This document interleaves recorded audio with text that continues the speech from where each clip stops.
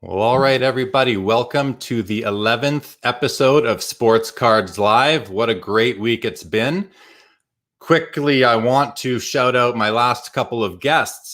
Brian Gray last Saturday, the CEO of the Leaf Trading Cards. We had an awesome discussion. We covered the state of the hobby predominantly. We talked about his company, Leaf Trading Cards.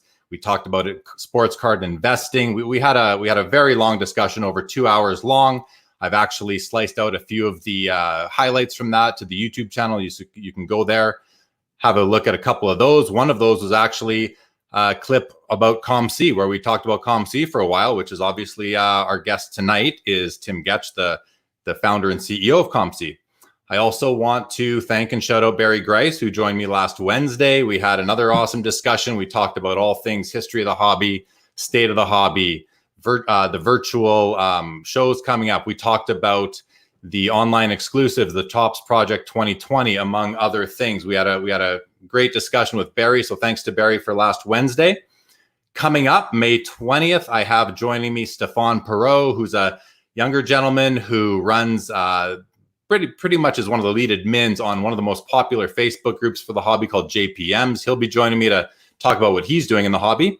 And then May 23rd is the owner of President's Choice Trading Cards, former owner of In the Game Trading Cards, and a gentleman who's worked with many brands in the hobby, from Pro Set to Upper Deck to Donruss. Dr. Brian Price will be joining me on May the 23rd. And, it's been really exciting. Even just today, I booked another guest for June the 20th. So we're booked Wednesdays and Saturdays pretty much through mid-June at this time. So lots of great episodes still to come. All right. So tonight is Tim Getsch. Tim is the founder and CEO of COMC. If you don't know what COMC is, go check it out, comc.com. But if you don't know, then I don't really know if you're really in the hobby, because COMC has really made a big dent lately in the last several years, and they have quite a business going there, and they move a ton of cards. So we're going to talk about, actually, let's just bring them on right now. Got to find my mouse here. There we go. All right. Tim Getsch, welcome to Sports Cards Live, the 11th episode. It is an absolute pleasure to have you. Welcome to the show, my friend. Thank you for having me. It's my pleasure. It's super exciting to have you. You're somebody who I've been familiar with you since really about 2008. The first time I would have met you or even seen you in person was at the National in Chicago. And I was wandering the aisles, as I always do at the National, and I saw "Check Out My Cards," a big banner. And I did stop, and I mean, you won't remember this, but I do. I remember I stopped. I took a look. I kind of was like, what's this all about? And then I saw, oh, give us your cards. We'll scan them, put them on our website, and then you can sell them. And I thought, no way, I'm giving you my cards. But that was then, right? Yeah. Yep.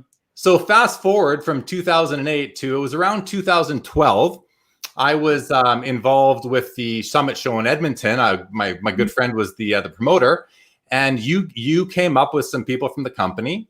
And we ended up having dinner together, 2012, and chatting. And I think it was probably at the end of that show that I did my first submission to COMC. And I've been a loyal user ever since. We were just looking at my stats. I think I've sold over $20,000 worth of product through the site. Yeah. What did I say? About 9,000 cards.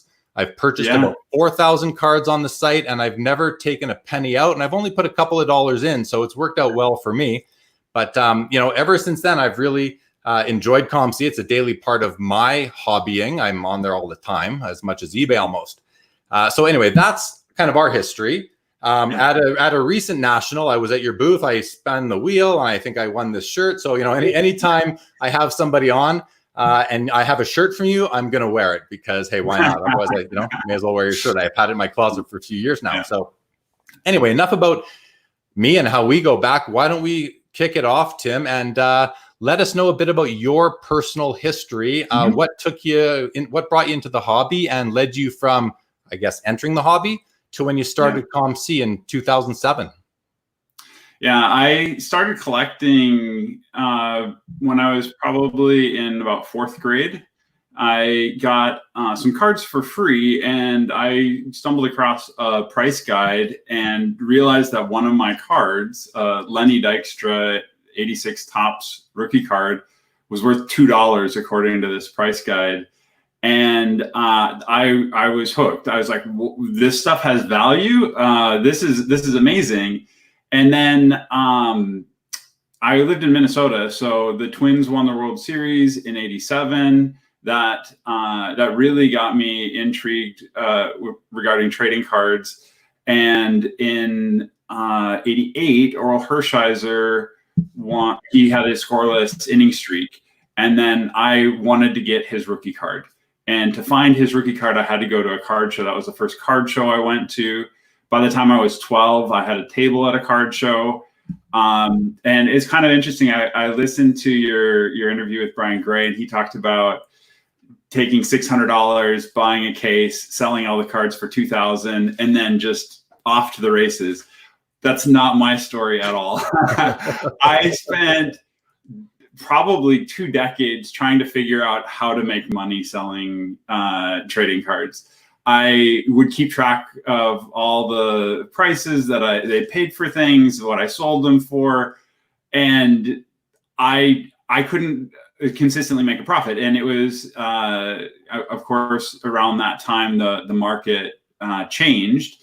A lot of stuff went online. I went to college. I didn't get to collect very much at all during college. And then when I had a break after a few years at Microsoft, I decided to look at my childhood hobby and see what had happened. And at first I was a little bit disappointed that things were cheaper, but then I realized, wait, I have an adult income and now the cards are cheap. I can go crazy and buy all the cards that I ever wanted when I was a kid. So that was in like 2003. I started buying and figuring out like the best strategies to buy off eBay to save a lot on shipping and stuff like that. And then I ended up buying tons of lots on eBay because that's the way you couldn't get $2-3 cards like I was used to growing up online. Everything was either really expensive or it was in lots. So I would get way more than I actually wanted. And I think the first thing, someone bid on an auction that there's a lot that had 20-30 cards in it, and they only wanted one of the cards. And they were willing to pay almost as much for that one card as I paid for the whole lot. And I was like, gosh, if I could just put some of these extras on a site, then maybe I could build a self-sustaining hobby and I could just sell off my extras and then buy cards that I like. And I was at Microsoft and I would often go to conferences and get to speak, but also listen to all the latest technology that was coming out, learn about all the latest technology. And I figured, again, this is back 2004, 2005. There were not any good websites for trading cards. eBay was it. And eBay is multi-purpose. And I wanted something that was very focused on trading cards. So I figured I'm going to build the best website I can for specifically trading cards and try to tackle all the nuances. And this was just, again, me trying to build something for my own personal collection. I knew I wanted to have images. I wanted to scan everything. I wanted to be able to look at all the catalog data and easily filter through stuff and find what I wanted. And so I just focused on using cool new technology, building the website. And I learned that it doesn't matter how great your website is. If you don't have the cards someone wants to buy, they can't buy it from you. Yeah. So I quickly learned that any one of us can't make a compelling website. You have to build the network effect. You have to have a group of people work together to create something that can be profitable for everybody. So it really wasn't until I built Check Out My Cards that I finally took that investment that I bought all these cards off eBay and I was able to sell them on Check Out My Cards for a profit. And like I think I spent $20,000 on eBay the first couple of years. And I've already sold more than 40,000 of that on COMC. I still have a bunch of that left, and that's the low price cards account that's on COMC. So that was like a little bit of what got me to starting the website. Check out my cards, which we rebranded as COMC a few years later. Awesome. So, and just to talk about the brand quickly, so I refer to it as COMC. Other people I've spoken to refer to it as COMC. Which is the preferred way to refer to it?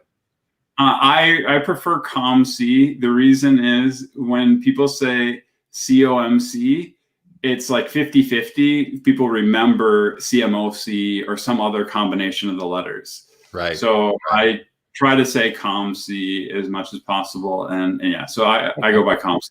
Yeah, just curious because for moving forward, I also refer to it as COMC. Okay, so that takes us through from basically the beginning of your hobby time up until when you pretty much were ready to launch the company. So I just want to let everybody out there know, there's a lot of comments, questions already coming in. We're not going to address any of them yet, those specific questions, because I think we'll cover them through the content that we have. I do have a series of what I will call more challenging questions for Tim that were posed throughout the various sites that I advertised this show earlier today. So we will get to some of the tougher ones in a little while, but first we're going to go through now the birth of COMC through until really today, and a bunch of things that's happened in terms of the evolution of the website, the service, and the company.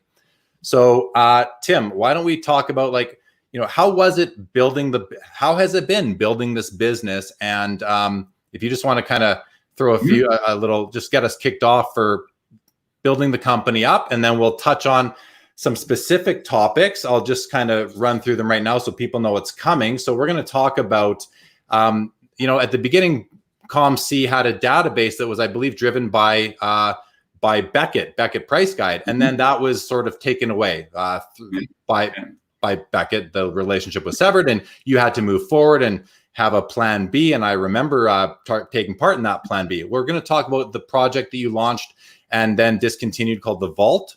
We're going to talk about Upper Deck's ePack integration and redemption fulfillment, and then canceling that redemption fulfillment. We're going to talk about your mailbox service, just let people know what it is. We're going to talk about eBay auctions and the new eBay auctions that COMC is handling, and some of the, one of the challenging questions is going to be the shipping around there, but we'll come to that. And then we're going to go and move on to sort of the state of the hobby and talk about the virtual events coming up throughout the hobby. So why don't you kick us off, Tim? Let the viewers know a little bit about what's gone on since the inception in 2007 through till today. Yeah, I mean, when we first started, it was, we didn't know what the ceiling was, what the real opportunity it would turn into might be. It was really just focused on building something that people would want to use and want to share. Literally, the reason we called the site Check Out My Cards is because I didn't want to do any marketing. I wanted people that use the site to love us so much that they would want to go tell people, check out my cards. So we spent very little, maybe a few $1,000s on Google Ads when we very first started. And maybe, I think that may have lasted a year or two. Like we hardly spent anything on marketing. We really focused on putting all of our dollars into building a great website and building a service that people want to use. And really the power of the website is more so the code that runs behind the scenes and the people that make it possible than the user interface, the website that people browse. Well, it's great and people love it, but we all love it. The reason COMC works is because of the work that we're doing, because of all the processing and shipping and storage and all the infrastructure. And honestly, the amount of development effort, the amount of lines of code and everything lines up with that. Like the website is a certain portion. It's like the tip of the iceberg. You see the top 10%, 90% is behind the scenes to make that possible. I mean, ultimately, the theory was with eBay, everything is person to person. And in that world, the average package has 2 cards in it. And the cost of postage is $2, $3, $4 a package. So you have an inherent average cost per card of about $2 on eBay. But if we have this very elaborate storage system that everybody can ship their items into and can ship their items out of, and instead of it going person to person, it's everybody sending hundreds or thousands of cards to COMC, and then people taking shipments. On average, we're around 40 or 50 cards per order for COMC members. So that's a huge savings, and we can get the cost down to about 50 cents. And that's what customers are actually paying versus the $2 on eBay. So that was the theory behind this, but it was going to take a lot of effort to just build out everything. And I was really focused on building the software, building the team. The early days, we started in a garage, and then we moved into a small 2,000 square foot warehouse, and then 6,000, and then 27,000, and then 50,000 across US and Canada, and who knows where we're going to next. But the business has just grown step by step. And it's one of the interesting things about our business is it's not like a normal tech website where you can go for 10x growth and you just add more servers and hire a few more engineers. Like, that's not like our service is labor more than anything else. We have around 100 employees in order to scan all the cards and ship everything and do customer service and payroll and HR and everything else that has to happen to run a business. So it's a really big endeavor to keep this going. And when we grow, when the site doubles capacity, that's nearly double the number of employees and hiring and training and managers and leads and everything else that goes along with it. That kind of growth is really hard to do. So it's been a steady increase. There's been a couple times in our history where we've had to double almost overnight, and those are incredibly painful. It's not ideal to double overnight. So we've really tried to. I'm sure a lot of our customers wish we would do a lot more marketing and try to get the word out more. And you mentioned, hey, if you're in the hobby and you haven't heard of COMC, like, where have you been? Well, to be honest, the only way you're going to hear about us is usually you did a Google search and you found us, or you talked to somebody. And if you only went to eBay, well, now we're everywhere on eBay, so you're probably going to see us on eBay too. Yeah. But a lot of people just only went to eBay and hadn't heard about us, and there's still a lot of people that haven't heard. And to be honest, that's the pace that we're able to sustain. If everybody had heard about us, too many people would use us, and we wouldn't be able to provide the quality of service that's needed. And I'm sure that will be some of the questions that are going to come up are about our current services and some of the growing pains. And I'm more than happy to help address some of those questions. Sure. Well, why don't we jump into a couple of those now, and then we'll move into some of the more, some of the phases of the business that I mentioned earlier. And the questions are coming through. We've got quite a few already. Let's start with Amit's question here. This is one. And so before the difficult ones, we're gonna just go to Amit's question here. He says, Tim, I've been in the digital marketing for 15 years. I'm amazed at COMC's organic growth. Curious on how much you plan to expand into other mediums outside social to bring awareness to the brand. Yeah. I mean, right now, honestly, it's only been the past year or so that we've even had someone at the company who is focused on our marketing efforts. It's been in the past, maybe someone would do it part-time, someone would be responsible for our social media, but really to have a coordinated marketing strategy, we now have we have a director of marketing. And so we're starting to look into those things. And if anything, at the moment, she's unfortunately a little handcuffed because we have to handle the business we have today before we try to go get a bunch more business. Right. But honestly, as we take our next several steps, we will look in more seriously at a variety of types of ways that we can market to help people know about our service, because the hobby is becoming a lot more mainstream, and people are finding out about us all over the place. And there's a lot of need and demand for trading cards and ultimately for our services. So we'll look into some of those things. Yeah. Awesome.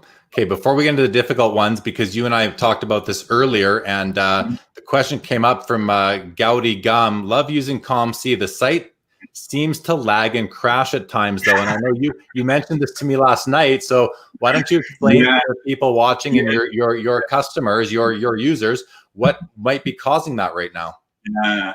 All right. So I mentioned I focus on the technology that we use, and so I've been over the last several weeks and months focused on some of these issues.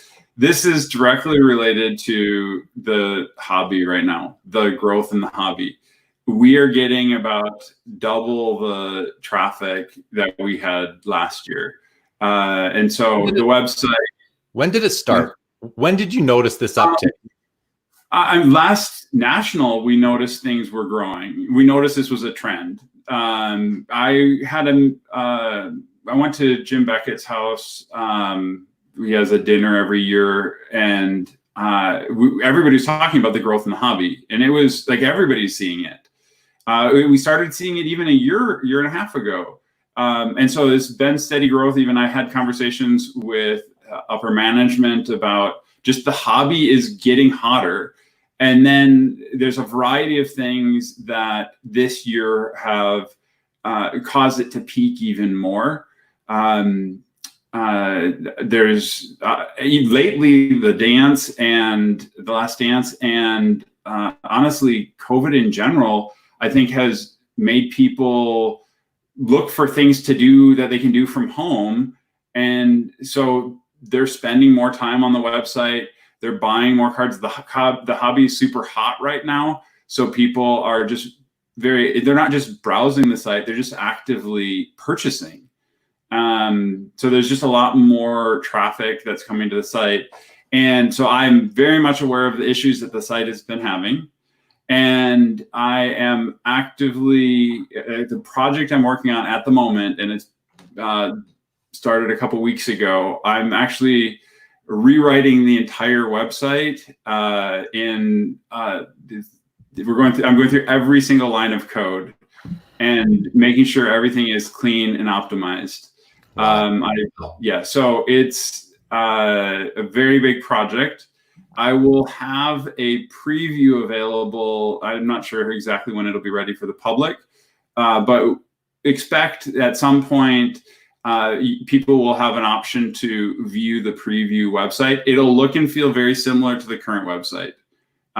There will be some bug fixes on it. It shouldn't behave significantly different than what you're used to, but everything behind the scenes is going to be rewritten. The way we talk to our database, the way we talk to different caches, every single line of code has been reviewed.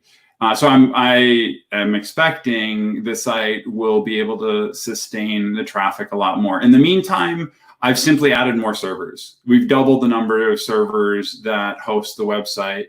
And so the combination of the cleaned code and the more server resources will be helpful. I do have even more updates planned that'll happen probably later this summer. We're going to do a migration to a larger database server. There's a variety of different things that we're going to be doing to help with just the volume of traffic that we're getting. Awesome. Okay, great. Nice to address that one for everybody. So let's get into the difficult questions that I received throughout the various areas of the internet. So we'll start with the first one. This was asked by a person in the Sports Card Investor Facebook group. A gentleman by the name of Corey Burns said, "Why don't you put a top load on a $1,000 card without charging 25 cents?" You want to take that one on? Well, actually, the way that we've adapted the service just recently, that won't become an issue. we recently required that if you're going to price a card for more than $100, we're going to give it our elite service. We're going to give it a really good scan. And as part of that, it's going to be in a top loader, or it may be already graded or whatever, but you won't have that issue. And when is that going to be effective? Oh, what's that? Sorry, when is that effective? When is that rolling out? So that change has been made, but it doesn't affect things that were priced at $1,000 previously. So if you had something from years ago that was priced at $1,000, we still let you leave it at $1,000. Unfortunately, if someone buys it, they may be asked to pay 25 cents for a top loader. But in general, going forward, they're gonna already be processed, like I said, with our elite service, and that won't be an issue. So we're doing things to help address that. Going forward, there'll be less and less of those legacy cards, and everything will just automatically have our most premium service. Awesome. That's good to know. You know, I've taken shipments from COMC dozens of times over the last 9 years, I guess, and I've never had an issue with it. And I've found that I've actually received top loaders when I wasn't expecting them. Is that normal course of business? Yeah, we give a certain number of top loaders regardless. It's now, sometimes we'll use a top loader just for packaging, and we won't necessarily put a card in the top loader. We figured if we need to use something for structural integrity to give you a secure package, why not give you something you can use? So we'll often throw in extra top loaders. It's the 25 cents that you pay is to guarantee that specific card gets a top loader. A lot of times, if they're going to throw a top loader in, they might look for the most expensive card in the order and throw it in a top loader. So you may get one. Honestly, if you buy a $1,000 card, chances are we're going to put it in a top loader for you anyhow. But yeah, we charge 25 cents just to guarantee that we put it in a top loader. Okay, awesome. So let's move on. The next tougher question, also from the Sports Cards Investor Facebook group, Daniel BG asked, why does it take months to ship out card orders? And I'm sure other people are wondering the same thing.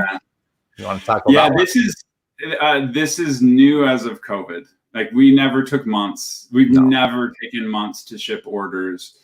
Maybe if we announced something for like Black Friday in the past, we might have had more orders than we can ship in a month, but it's never taken months, plural, to ship orders. But unfortunately, with COVID, the whole world is different. And we get so many sales and honestly, sales have increased with COVID. Yeah. But we've had, unfortunately, we haven't been able to put as much labor towards shipping. That said, that is the area that's getting the most attention of everything that we do. That's where we're trying to increase our capacity the most, is regarding shipping. We're trying to get caught up on our backlog and trying to get those things out. So as it becomes safe for us to do more and more work, that's where we're going to be doing the most hiring. That's where we're going to be. Honestly, I've already given the approval to double the size of our shipping team. Oh, great. Yeah. So, I mean, we probably have 20, and I think we have approval to do 40 people. So we're trying to get caught up as much as possible on shipping. Awesome. So that issue and any sort of issues, complaints people have out there, it is being addressed. So let's let COMC roll that out as they can staff up and get everyone trained up and ready to execute. So that's great news. Before we get to the third of my four sort of challenging questions, there is a comment here, maybe site related, that you could address on the spot. Steve says, Tim, search result prices aren't updating, still showing prices from someone's sale. Please fix ASAP. Is that something you're aware of? Yeah, so sometimes the website will fall behind in updating prices, and there's a variety of things that can happen. So for example, if someone with a very large port runs a sale, then that triggers a large number of updates that need to happen. And so we might be an hour or so behind just because we have to update tens of thousands or even millions of search results. And there's a variety of tech issues. Like I said, the site's been having a lot of extra traffic. Something could need attention. This periodically happens, and then I need to go dig in and see if it's a bigger issue or if it's just something is slowing things down. I actually get text every 30 minutes if the search results are falling behind. So I usually get notified right away when there's something happening that's slowing the search results down. And you go in and you deal with it. Awesome. Yeah. Okay.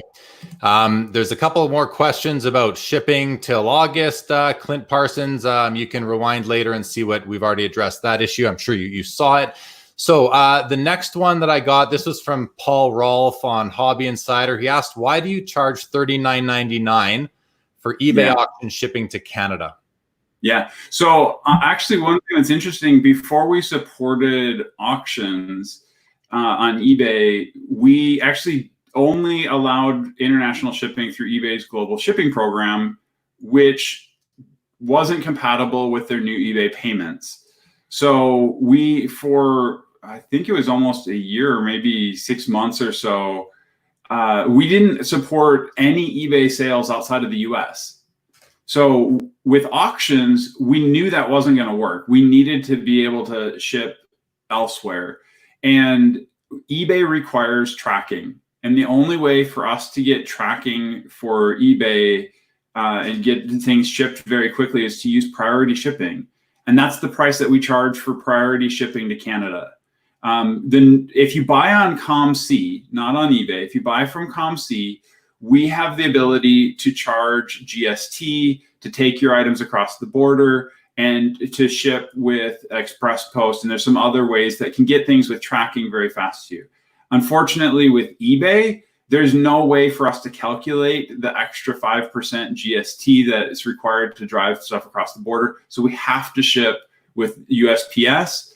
And the cheapest thing that we can do with tracking is USPS priority. If we don't do priority, it's only tracked to the border. It's not tracked to your door, a variety of stuff. Anyways, so that's just the cheapest way to do it. That said, if you buy an auction from us and you're in Canada, pay for it on COMC.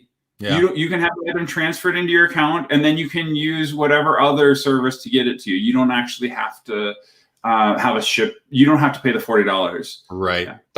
That's what I do. I've won a few auctions of yours on eBay, and I've then linked up my eBay account to the COMC account. One of your blogs, I remember, explained how to do that. So I went through that, and then I've ordered the cards, and instead of having to use my PayPal, or especially, being up in Canada and converting to US dollars at the very steep price it is right now, I used my COMC credit, and I was like, well, that was amazing. Okay, there's some questions. There's people are making suggestions on how you can improve your business, like mostly probably from an angle of not really understanding the logistics. Like, well, run 2 shifts for shipping. Well, I get that has its logistical issues to it, right? Oh, we actually already do that. I even proposed running 3 shifts and doing a graveyard shift. We're trying all sorts of things. Yes, we're thinking about it. But thank you for the suggestion. Yeah. Right. Okay. The next question came from a user on Blowout Forums goes by Zoran. He wants to know why does it take 4 months to offer a refund?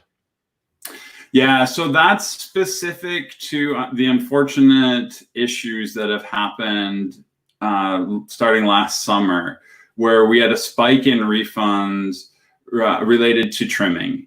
And in order to automate that process, I had to write a bunch of code. And unfortunately, I was doing a variety of other things at the same time. So we had a whole bunch of refunds that backed up.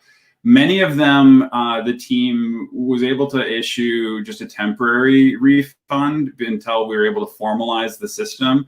In the past, we didn't have that many refunds to deal with. So we just dealt with them as a one-off basis. But here, we wanted to have a formal process that was able to track who requested the refund, exactly what account it got refunded from, and then making sure that we're able to recoup the cost of the refund from the original consignor. All of that had to be written.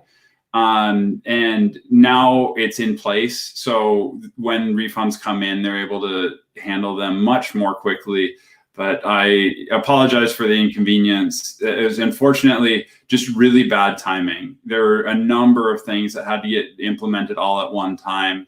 And I think we took care of the most expensive refunds. And then some people had smaller refunds and they may not have gotten attention for several months. But I believe they're all caught up now, and they have the tool available so that they can take care of them usually within a day or two. Okay, awesome. Thank you for addressing that. So I think it's, we're kind of on this challenging topics, line of discussion right now. Let's keep on with that, and then we'll come back because there are a bunch of other sort of comments and questions coming through, and I'm already some of them have gone by. I probably won't get to some of them, everyone out there, so I do apologize for that. I'm going to throw this up there. Andy says you should consider having COMC top loaders made and use the case to ship cards out. So there's a little marketing idea for you right there. And then this comment here from Jason, we've been hearing 3 to 4 years for that, that an app is in development. Do you have an update on a COMC app? So I mentioned around the time of the National last year that I actually have a beta of an app on my phone. And actually part of the rewrite that I'm doing right now is setting us up to do a lot more functionality in an app, in addition to for the website. The beta app that I have is very, very limited in functionality, but it is an iOS app, and I use it to get notifications just to see how the functionality would work. But the first thing that we're doing is building a solid foundation to build all of our other functionality on.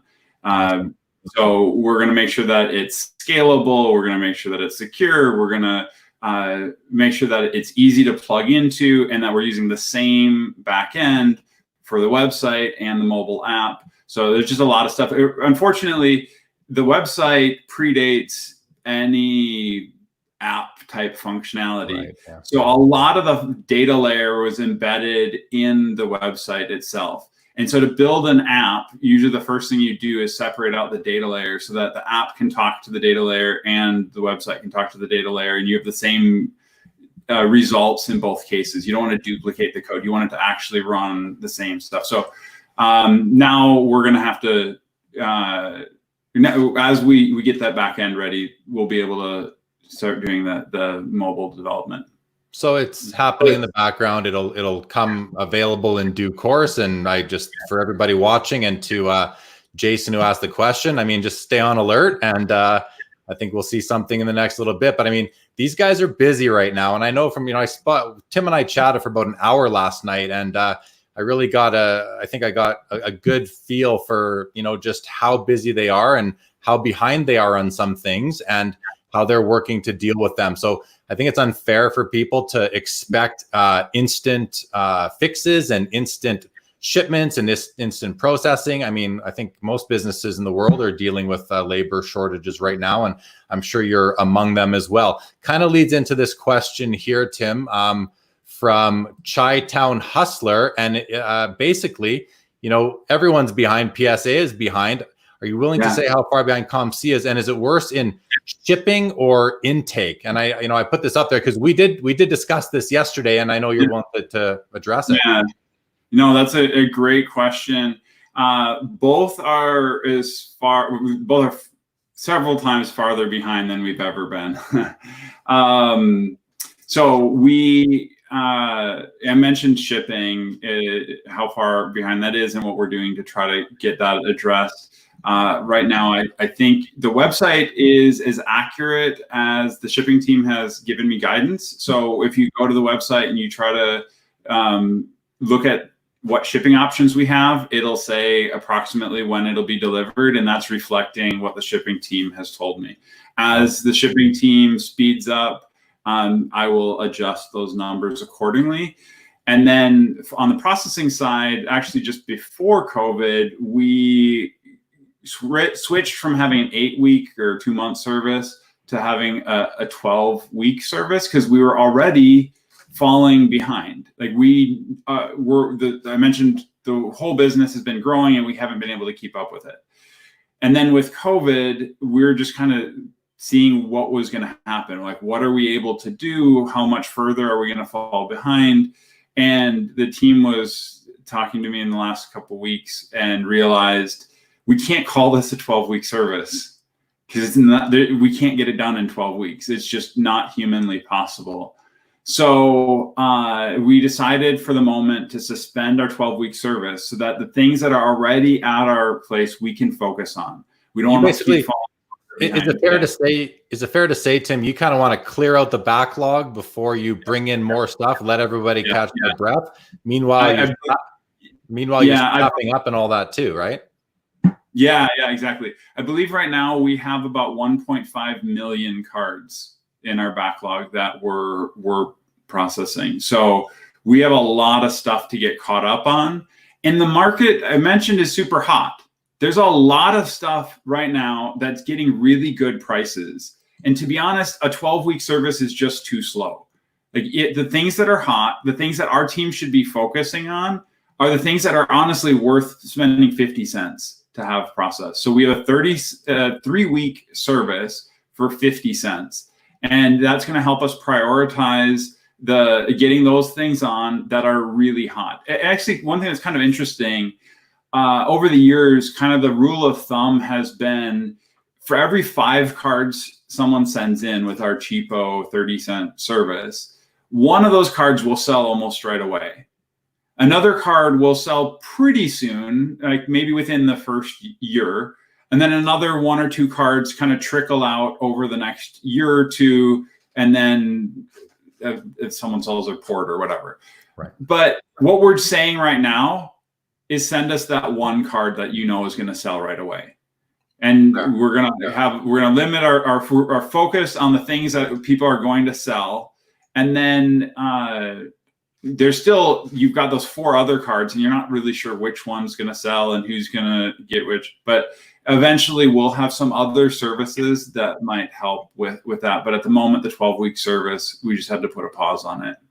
Okay. Well, hey, fair enough. I mean, I think that's probably going to require some change in behavior from the customers, the sellers on COMC. I know for myself, when I go to a card show and at the end of the show, either if it's the expo in Toronto, I go see Barry. And speaking of Barry, Amit wants to give him a mad, not just a shout out, but a mad shout out to Barry Ma, who got him hooked on COMC after many years of trying to convince him. And I will say, I was also trying to convince Amit to use COMC because I've been using it for half a decade already. So perseverance really paid off for Barry there. And Amit is now, I think, if not your second or third, he's probably top 5 hockey ports on COMC. Wow. So that's pretty cool. We love Barry, and that's very much appreciated. Thank you. Right on. Awesome. Okay, a couple more comments here. The question was asked, but someone else answered it. Why items are more expensive on eBay than they are on COMC? And I think, well, eBay needs their fee, so that just covers that, right? Is it as simple as that? Yeah. Okay. Thought so. Okay. So listen, that's great stuff. Those are the challenging questions I had. I'm not seeing any more here. And if I missed any, guys, I'm sorry to the viewers and the people contributing. And again, always love getting all the questions, all the comments. But I think we probably covered many of the concerns people had. And we will go through some more topics now, and I'm sure we'll address even more. So stay tuned, everybody. So I'm curious about what happened with the Beckett database that you had back in the day. I remember, I was pretty much an early adopter, and used to go, the Beckett book values were embedded in the site. When you loaded in your card, it told you what it was. It gave you some guidance as to how to price your cards. And then one day it was sort of gone, and there was an opportunity for the users to help you code cards again, I believe, and build your own database. And then you got a little badge next to your username, which I have on mine because I sat there and spent the time, so I wanted that little badge, the nerd that I am in the hobby. Yeah. What's the history behind all that? Yeah. So we started at the very beginning knowing that in order for people to have the best experience, they needed to be able to see all the different aspects of the data, to be able to search for whether it's a certain player, a team, and Beckett had the largest database. And so at the very first national that we went to in 2007, we connected with the CEO and actually Jim Beckett as well, and showed them what we were doing and got permission from them to use their catalog. So we signed a licensing deal, and that worked great for a number of years. And as we grew, we had a bigger and bigger percentage of the catalog. And they got to the point where they're like, why are people going to pay for a Beckett subscription if they can just go to COMC and get it for free? So then they're like, okay, you guys need to, you can still offer the prices, but you need to have people have a Beckett subscription to get them. So we did, I think it was about a year where you could, if you had a Beckett subscription, then you would still see the prices. But we're still growing, and we're at that point surpassing their marketplace. We're getting more, we were sending them our sales data, and we were doing more sales than their marketplace was getting. And they're like, well, the ownership of Beckett has changed over the years. The first owners that I worked with when I first talked to them at the National, they had sold the business since then. And the new owner decided that he wanted to either acquire us or not do business with us. I'll just leave it at that. I'll make it polite. Yeah.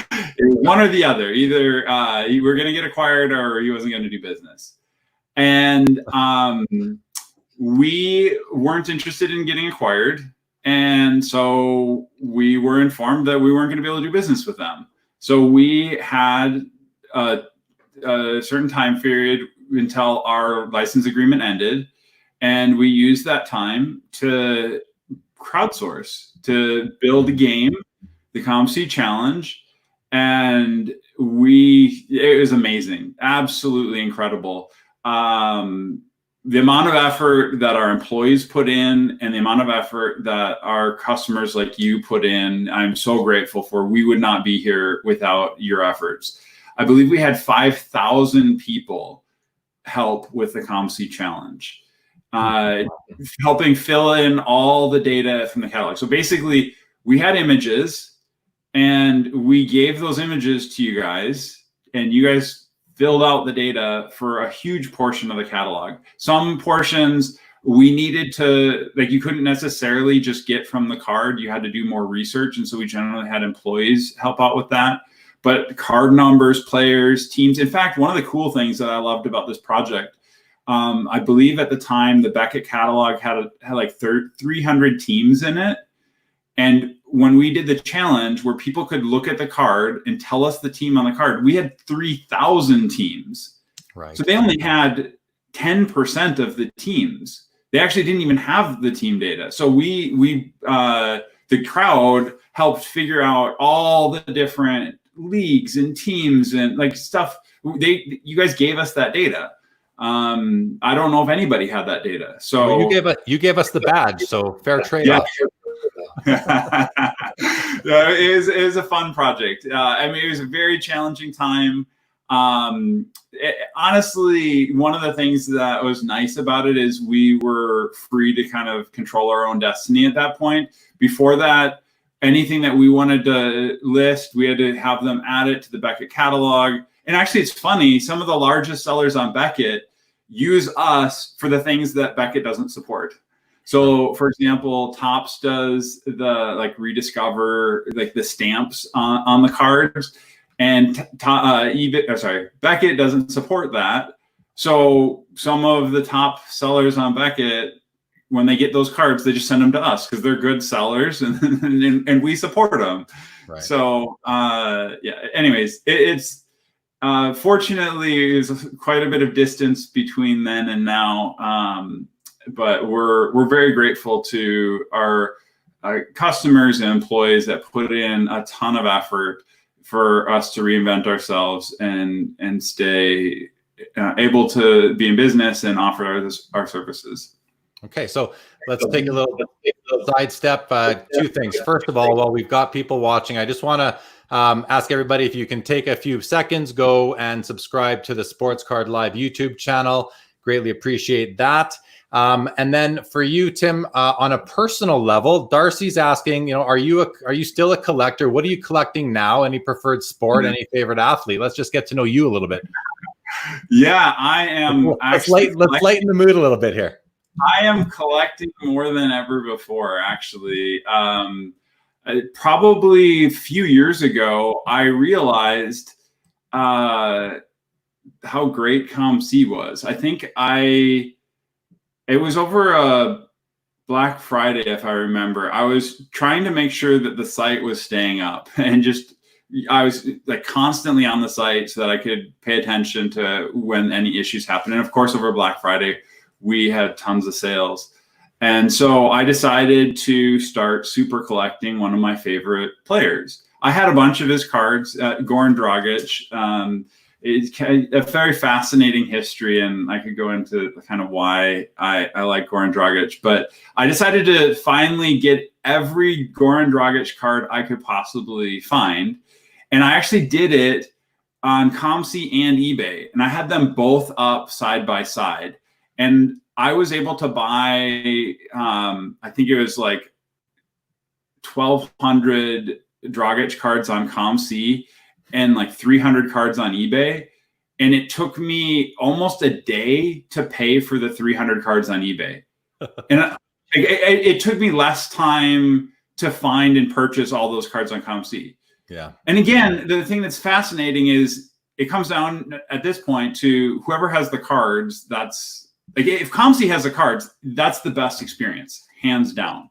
It is so much better on COMC. Awesome. But yeah, if we don't have the card, and a lot of really rare cards are only on eBay, then you got to go to eBay. So I use eBay and COMC every day. I have a cheat. I get notified on my phone with the iPhone app anytime a Goran Dragic card hits the site. That said, I still can't get some of the cards. People still scoop them up before me. But anyhow, I'm a huge basketball collector. I still actually, one of the features I'm sure I'll release pretty soon here lets me see every card that I already own. So as I'm just browsing the website, anything I own has like a gray background. I'll probably put that on the preview site for you guys. So it'll be one of the perks of testing out the preview site is you'll get to see anything that's in your port or anything you've had shipped to you, so that if you're trying to collect a certain player, you can easily see which cards you already have. Okay. So anyhow, yeah, I'm a huge collector. I've spent more on my collection these last couple of years than I have ever spent. So I'm hooked. So there you go, Darcy, and everybody else. The guy the man behind COMC is a hardcore collector. He's got his player that he collects for various reasons. So that's awesome, Tim. So, okay, back to something. This is a great question from Andy. I'm going to put this one up there for you, Tim.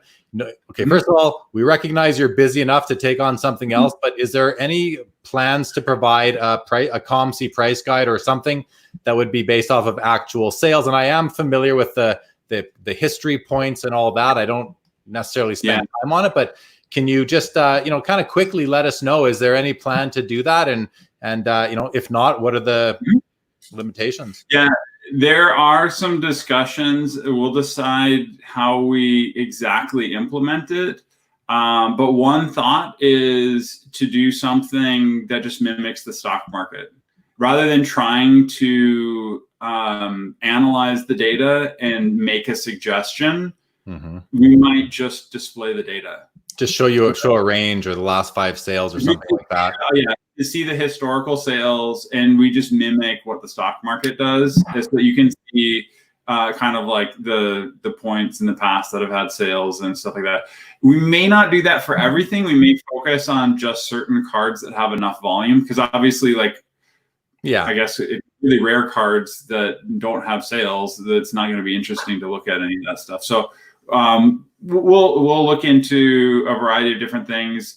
unfortunately, that just has not gotten. There's so many things that could use our attention, and that hasn't been high enough priority. Okay, hey, fair enough. Okay, so John Land asks a pretty funny question. I'm going to throw it out there because it's funny. What is the ship time for your Dragic cards, Tim? Well, Tim can walk into the warehouse and pick them himself, probably. No, I don't get any perks there. I actually just leave all my cards on COMC. So I don't have to have any of the cards shipped. Like my Dragic collection is on COMC. Because you can really wait. Let the customers get fulfilled, and whenever there's a lull, maybe you can get your own fulfilled if you want to. But you also know that you have them. They're there waiting for you. All of my every Dragic card I've purchased on COMC is still on COMC. And actually, this is a kind of interesting segue. I use the mailbox service because I buy stuff on eBay all the time, and I have it sent to my account on COMC. So because I want it to show up again, I have that gray background that lights up if I own a card already. So if I bought it off eBay and then it shows up on COMC, I want to see that I already have the card. So I use the mailbox service, and I keep everything on COMC. Yeah, that may change. I'm not going to put extra burden on the shipping team at this point, but once shipping is under control, I might look to take some of my cards offline. Okay, I just want to run back to the discussion about the price guide or the guidance on that. I know that myself as a collector, and when I discovered that PSA's website shows historical auction data for PSA graded cards, I found myself on that site quite a bit more. So I don't know, that could be a double-edged sword for you. It could overload your servers, people using the search, but it can also bring a lot of people to your site. So a potential opportunity there without knowing the logistics. And I admit, I don't know what it takes to implement something like that, but something that seems to make sense to me anyway, would be, I think, beneficial as long as you have the horsepower to handle the increased volume on the servers. Traffic. Yeah, you nailed it. We expect that when we offer something like that, we will see a spike in traffic, and we'll make sure that the service is in a place where it can handle it. So awesome. Yeah, okay. We'll keep in mind. Okay, so here's a question. I'm going to throw this one up there. This is from Wayne Fraser. Wayne owns Doug Laurie Sports in Barrie, Ontario, and actually, you guys should check out Wayne's YouTube channel. Subscribe to that. He's doing the John Laurie singles night where they're doing singles auctions on Friday night. So check out Wayne's Doug Laurie Sports Cards. But he's saying, are there still plans for COMC to offer in-store terminals for drop-off? He remembers hearing something about that in the past, as I do as well. Yeah. I love the idea. Unfortunately, it's been like we've had all sorts of other things that have come up that have taken attention. So we started building stuff around that, but never finished it. And we'll see if people really want to do it. It's something that I love the idea. And I think especially as we build a mobile app, that would be a nice integration in the mobile app. When we do drop-offs at a store or pickups at a store, we're going to need to have a lot more documentation of the handoff to protect both the buyer and the shop owner or the seller if they're dropping stuff off to sell. We want to make sure that everybody has a good audit trail of exactly what happened. And so we're going to use a phone app to do that. That was actually, we built an app many years ago on a previous version, Objective-C instead of Swift for anybody in the IT space. But we ended up not launching that, and we'd had to rewrite that for the latest OS, latest version of probably an iPhone. But in any case, it's a project that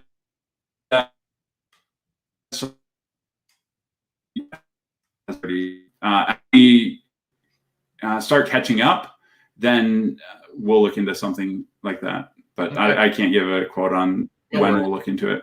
Okay, great. So I'm gonna throw this up there. Brett says this is about the shipping. That's what I love most about COMC. You get cards shipped out a year later, let things build up. The cards are there, similar to your Dragic cards. So I certainly that's been my approach with COMC as well. I let it build up, and then when I, before I go to a card show and I want to take cards with me, I make sure I order them in time to get to me so I can take them to the card show and put, some are for personal, of course, they don't come with me, and the ones that I'm going to use to flip, I bring with me. Okay. So, and then here's one last question. Then we're going to go back on to the program. Amit, another question from Amit. Any thoughts on scaling COMC to other avenues outside of just trading card collectibles? I know you do comics, I believe, but anything else? So really, it's focused on cards. That's been our bread and butter. In fact, because the trading card industry is so hot, in the foreseeable future, we're going to be focused on trading cards and just doing a great job with trading cards. Yeah. But at some point, it could make sense to branch out into other collectibles, likely things that are also small and flat, things that can be shipped and stored easily. But we'll see how it adapts. If anything, comics is probably the one area that would likely be the thing we focus on if we're going to go into some other avenue. But we'll see how that all plays out. Okay. And I just my business mind says to me, focus on what you're good at, and don't spread yourself too thin. You're already dealing with some backlogs and that. So probably now isn't the time, and I'm sure you're a smart businessman, so you don't need my advice, but I have a feeling you're probably thinking the same thing. Amit just then says, if you IPO, I am so in. I probably would be also. And then we had an anonymous comment saying, so Pogs are out then. Well, probably. I don't know how many people are loving the Pogs anymore. Okay, so let's get back to the program that I had. The next kind of thing I'm interested in was the Vault project that you guys rolled out several years ago. I don't want to spend much time on this because it's no longer with us, but can you just quickly explain what the Vault project was and why it didn't work and how it went away? Yeah. So the Vault is a great example of failing fast. We had feedback that people wanted to use our service for more expensive cards, but the way our commission structure worked at the time was preventing people from using us with higher end cards. So we decided to offer a parallel website that had a different commission structure. Unfortunately, it was completely separate. So if you wanted to buy something on that website, you had to ship it on that website. You could manage your inventory all in one place, but you had to set, I think you independently set a price for the Vault and a price for COMC. And so it ended up adding extra burden. And we noticed very quickly people would rather pay a premium to just have the cards included with all the other cards they were purchasing on COMC. And the few cards that we're selling on the Vault just didn't justify the effort to have a whole parallel website. So pretty quickly, we decided to cancel the Vault and really think instead about a way that we could change our existing commission structure on COMC so that it could appeal to both. And it took many years, but that's what we launched a little over a year ago with our changed commission structure. And then now we've added the eBay auction support, and that's been the biggest way that we've been able to draw more high-end cards onto COMC. So we had the combination of changing our commission structure and adding auction support was a better approach to high-end than building this other website that had its own separate commission structure. Yeah, that makes perfect sense to me. I mean, we're using COMC and eBay already. To add a third one on that is a parallel might be a little clunky for a lot of users. Okay, thank you for covering that topic. I'm curious, especially as far as Upper Deck and hockey cards go, you guys have been doing this ePack fulfillment and you've been redeeming, you've been handling redemption cards on behalf of customers. I'm curious how the ePack partnership has been working out for you guys. Mm-hmm. And, the one thing that I noticed with it is it pretty quickly, some cards all of a sudden get up to the 180 to 300 copies on the site. I'm curious what your personal thoughts are in terms of, COMC and even the message it gives the hobby when there's that many copies of a player's card available at one time. And Then, there's the whole race to the bottom in terms of pricing it because people don't want it in their portfolios anymore, their COMC portfolio. What are your, just can you speak to the whole ePack integration, that partnership, and is that something that you want that's going to continue indefinitely here? I can't speak highly enough regarding Upper Deck. They are an amazing company. Our experience with them has been incredible. I'm huge fans of Upper Deck, what they're doing, and they, as a partner, they've done an amazing job. So I fully expect that we will be doing ePack fulfillment for them for the foreseeable future. Regarding the specifics of the high volume of certain cards, a lot of that is kind of just learning how the market works. And I'm sure Upper Deck is analyzing that data and will decide maybe certain cards aren't a good fit for physical fulfillment. Maybe those cards just would be better off as something that you stack and you get some better parallel instead. But they're learning from it and they're adapting and they're changing how they're going to do things. In the meantime, yeah, we've got some legacy things that have high volumes, and it may be an opportunity to get some stuff cheap. If it's a young gun and there's going to be a market for it, and it's just there's a flood at the moment. Maybe after a certain product or that summer after there might be too much, go pick it up. Like, take advantage of the low prices. Other things there just may not be a market for there, and we'll see what we do. We may have some other incentives. One idea that I like that we haven't gotten a chance to spend the time on, but if customers like this idea, maybe we'll bump up the priority. I think it'd be cool to encourage people to complete the set. And then we could give a discount on shipping if they actually complete the full set. So most of these cards that have a really high volume, in fact, I'm pretty sure all of them are cards that have a stock image. And so if they build a set out of these stock image cards, we could have all these sets pre-built and then just ship a set to you, which would save us a lot on shipping.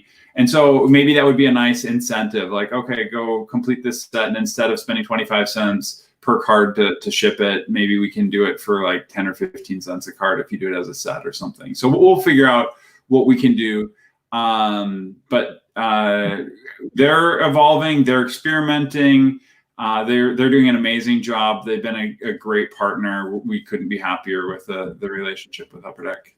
Well, that's great to hear. I mean, it's always nice to appreciate your business partnerships, and where both groups are kind of pulling their weight in terms of looking to improve the service. And I think that's the one thing about business in general. If you're not constantly improving, you're just eventually gonna die off. So it's important, especially in today's world, to constantly adapt. So kudos to both of you guys for that, for sure.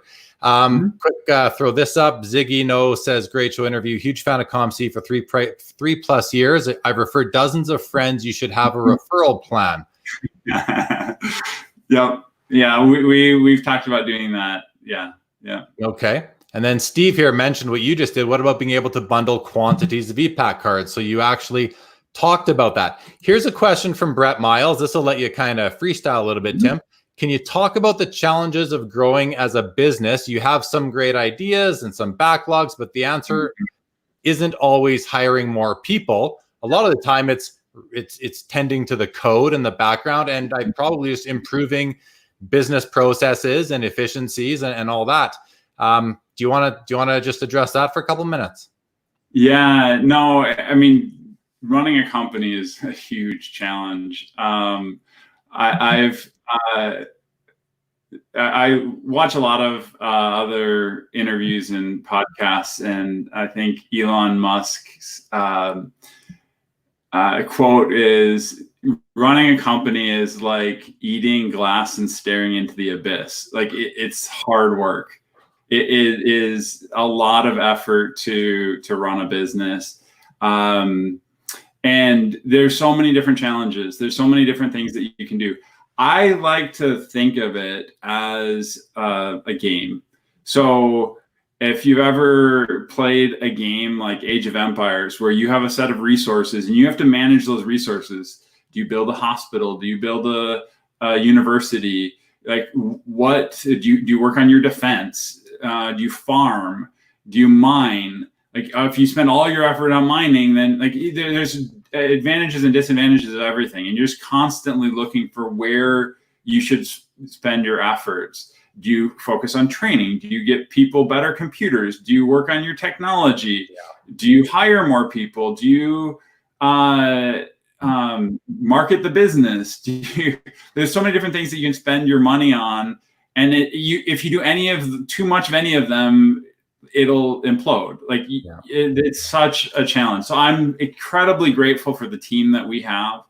I'm grateful that I get to focus on technology. That's my passion. That's my strong suit.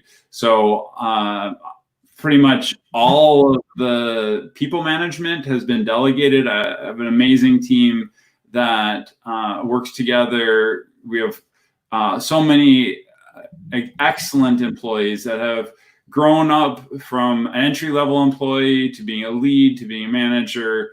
It's been amazing to see what the team can do. And with our work, it is so labor heavy. It's so employee heavy and even customer heavy. Like, what you guys do to make us successful is incredible. Whether you're playing the COMC challenge, buying cards from us, like, there's so much that it takes to make a successful business.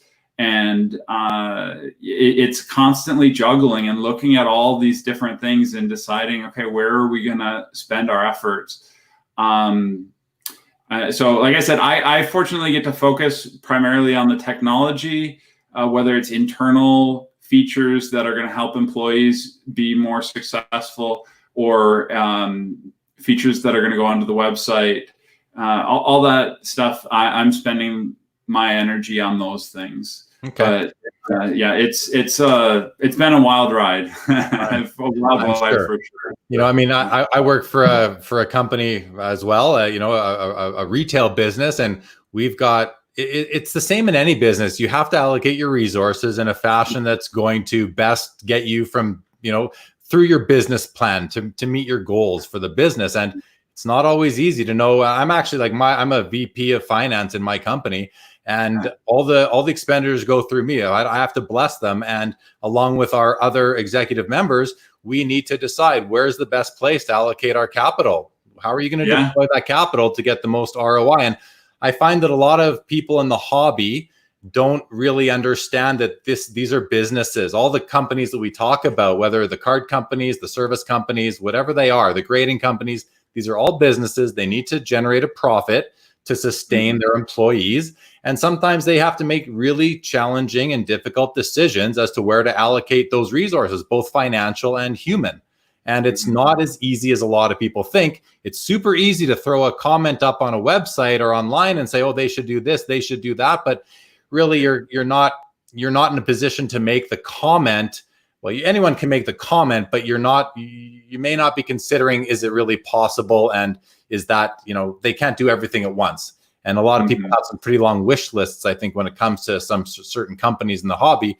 And I'm not saying that these companies shouldn't be working towards being the best they can be in all areas, but these things will happen in stages. And I think we have to be patient with these companies that are offering us services. And if we don't like it, we can take our business elsewhere. That's you can always speak with your wallet if you want. I'm not telling anyone to leave any company's business, but I'm just saying, if you don't like it, you can speak with your wallet. I think that's something that a lot of people maybe don't do and could. Anyway, I wanted to step back again to a process that you guys were offering, which was redeeming cards for customers. So if I pull a redemption card out of a pack of Upper Deck Panini or Topps and I send it to you, or you receive it through the ePack partnership, you would then redeem those cards through the card company, the manufacturer, receive them back at COMC, put them into our portfolios again, and we could list them for sale. You've recently suspended that service. Can you speak to that particular service that is no longer part of COMC?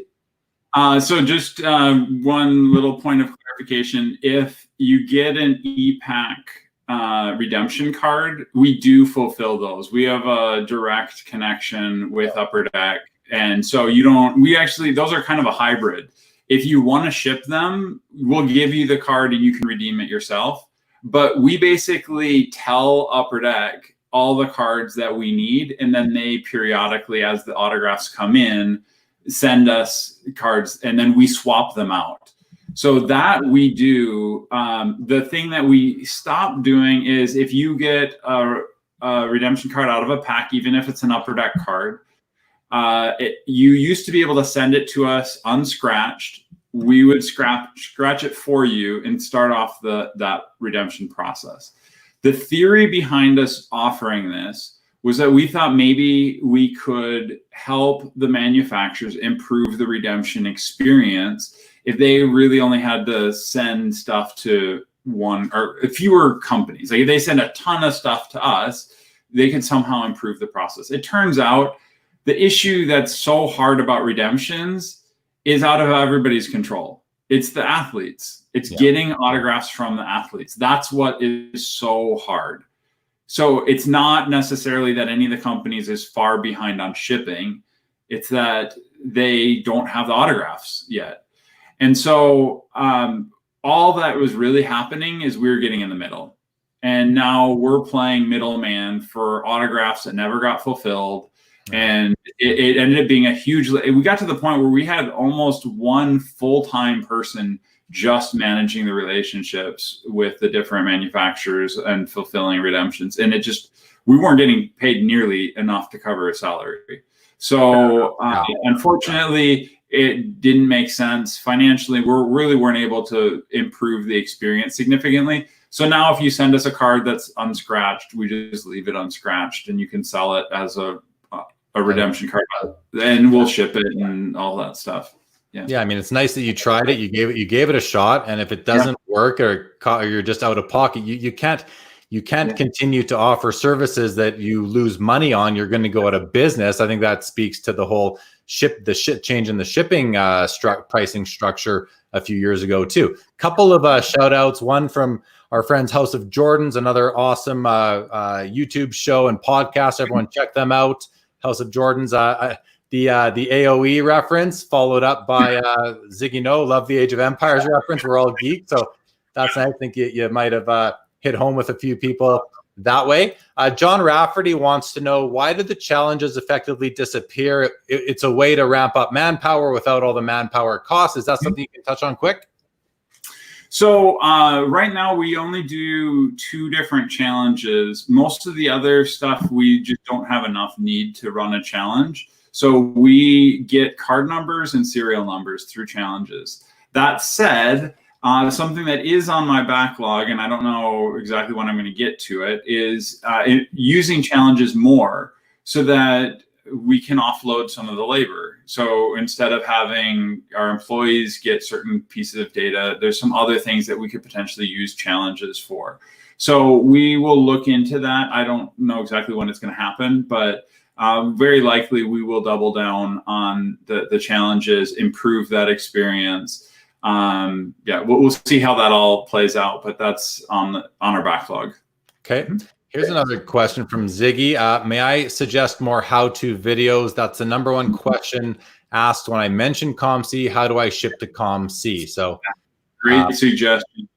Hey, on that note, anybody out there that wants to do their own how-to video, if you want to show how you ship to COMC, we will gladly share that on social media and hopefully send some traffic your way too. So, but we will look to do some official stuff for COMC. But if you, in the meantime, if you find it helpful to build a YouTube video that shows how you ship to COMC, we'd gladly help promote that. Okay. Couple more questions here, and then I want to switch gears and just kind of talk about what's going on in the hobby right now. But Andrew wants to know, has COMC considered an option for users to pick up card shipments at card shows? He's speaking to one in specific, but any card show that you're present at might be an option for that. Now that's related to the pickup service that I referenced before, where we would ship to card shops. We would also support card shows. So we do, if we're going to be at an event, we have talked about allowing people to ship to that event, and then like us handing things out, or have a representative that's going to be at the show, and then you'd go to that representative and go pick up your packages. Right now, card shows are on hold, so we'll see how things play out as stuff opens up. But yeah, we'll consider it. It's been part of something that we thought about doing. If we do the ability for people to drop off and pick up at a shop, we'll definitely allow shows to be a part of that as well. Awesome. Okay, I'm going to run through. There's about 3 or 4 comments that culminate with a question. So I'm just to give you the full context on these, I'm just going to throw them up on the screen, give them a read, and then let you address them at the end. So Chubby Pop wants to know if COMC will ever implement a way for people to add notes to their offers rather than just play price tag back and forth. Ziggy loves the question, loves the request. And John says, I think notes for best offer would be helpful, but I do like how people cannot contact you. There's a bit more coming out of this here, which I'm kind of losing track of. These comments are coming fast and furious right now. What's this one here? Chubby then says, Zig, yeah, there are times I just want to send a note, but always end up playing tag for what seems like days. And I've had that experience too. I'll send an offer, they come back, I go back, and eventually I just say, okay, fine, I'll take the card, or I'll sell. I mean, when I have my best offer set so that if you make me an offer on my card on COMC, you know, it's set to auto accept, and then at a certain percentage, or I'll accept any offer I get, because you can only offer me so much off my asking price. So yeah, what are the, this is something that when I talk to people about COMC, which is on the regular, one of the biggest things they say, and someone just sent me a message on Instagram the other day last night, after I put out the piece that you were coming on, I had the question, can you make offers on a card? Because sometimes I don't want to put money into COMC just to make an offer and not get the card. Can you speak to all of that? Yeah. No, those are some great points. The first point about comments, we are very unlikely to add that support. If we do something, it would be pre-canned comments that you can choose from, like, this is my final offer, something along those lines. We are not going to allow generic comments. We don't want to have to police it. There's a lot of parents that allow their kids to use the site, and we do not want to have people to be able to say anything discouraging or inappropriate. So we're not going to allow random comments, but we could, if there's enough demand for it, add support for certain pre-canned. There might be a handful of different comments or questions that you could include. Now, regarding the ability to make offers when you don't have money in your account, that's another thing that we've considered doing. I'm not sure exactly how we would make it happen. There's a lot of advantage of having the offer be funded beforehand. But potentially there's something we could have, we'd give you as a seller the ability to control, do you want to accept unfunded offers? Like, what happens if someone just created an account, doesn't have any money, and sends you an offer? Do you want to answer those? Do you want to get those offers?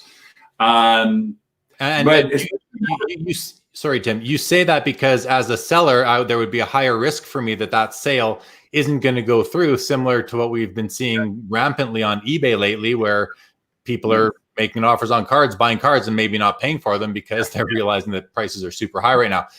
Who knows? They could go higher, they can go lower. That's a different discussion. But that's kind of what pops in my mind when you speak to that. I know as myself as a seller on COMC, if I don't want to accept an offer and then have to wait a few days for that person to fund, or they just decide to forget about it and walk away, what happens to my card now? I could be losing a potential sale in the interim while I'm waiting for that deal to actually close. So I hear what you're saying. I think it would be nice to find some happy medium. A good brainstorm session might come up with something there internally for you and the team, but who knows?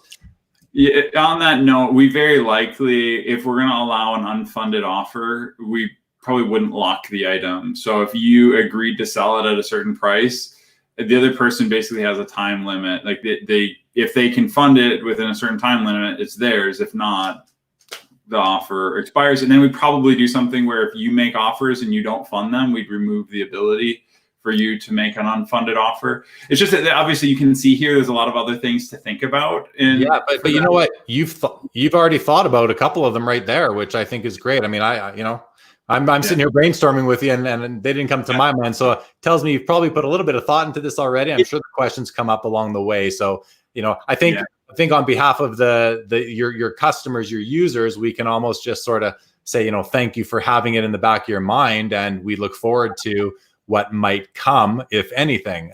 Fair to end it on that? Yeah, well, yeah, on that note, it very likely will happen sooner rather than later because of our support for high-end cards. With cheaper cards, it's not a big deal. But if someone wants to make an offer, and we actually just had this happen, we sold a Kobe Prism out of 10 for, I think it was $16,000 or $17,000.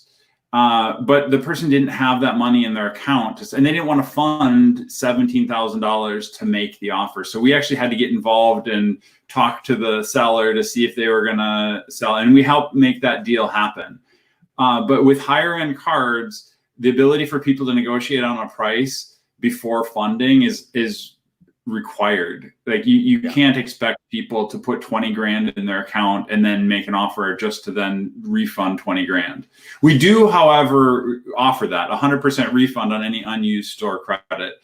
That's a pretty poor workaround for a $20,000 offer. So very likely, and it may also be focused just on high-end stuff. Like we might not let you do unfunded offers for $10, but if you're going to, maybe we only require that the first $100 of the offer be funded or something along those lines. So we'll figure out how all that stuff works. Very likely it'll happen.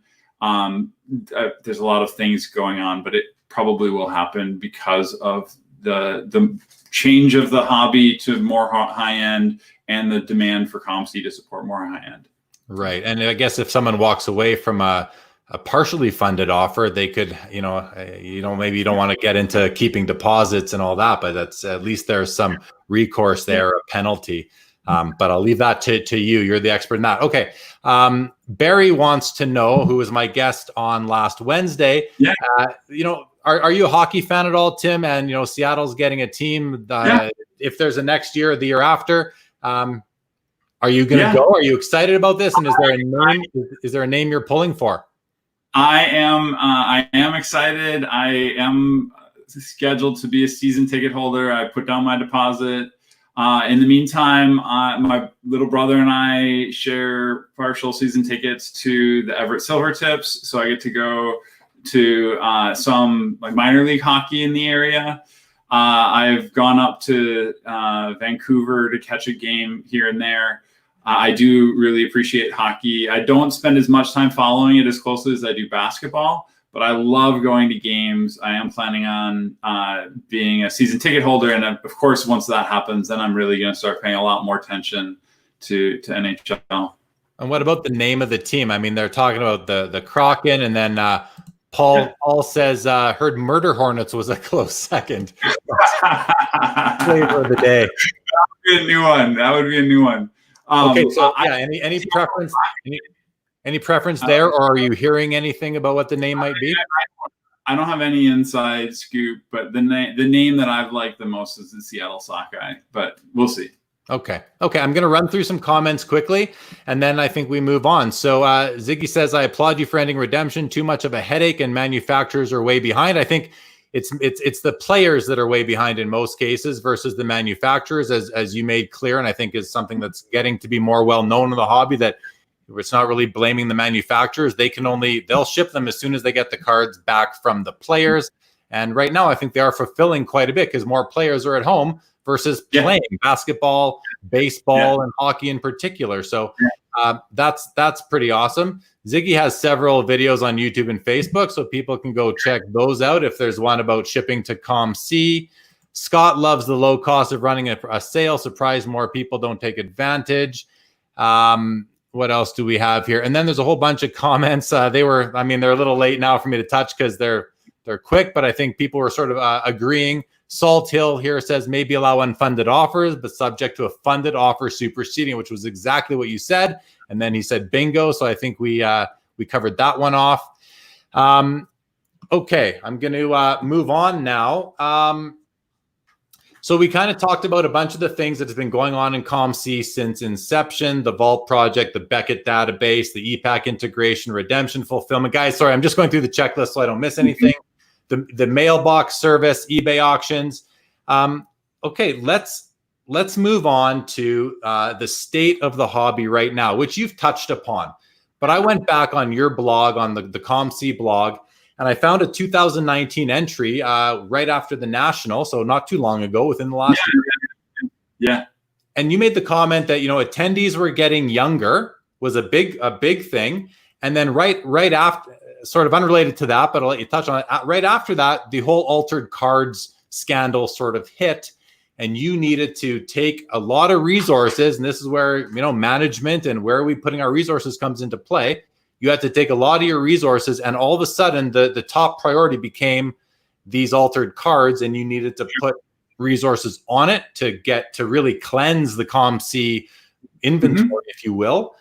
So where are you at with, I jumped onto two topics there, but if you can quickly address the demographics of people, because I've noticed of people, that are frequenting the card shows, especially the big ones. I've also noticed a lot of younger people in the last couple of years. Maybe that's enough to say about that. You can touch on that, and then speak to me, please, to us, please, about the altered card scandal, if you will, what you did, how quickly you reacted, and where you're at today. Okay.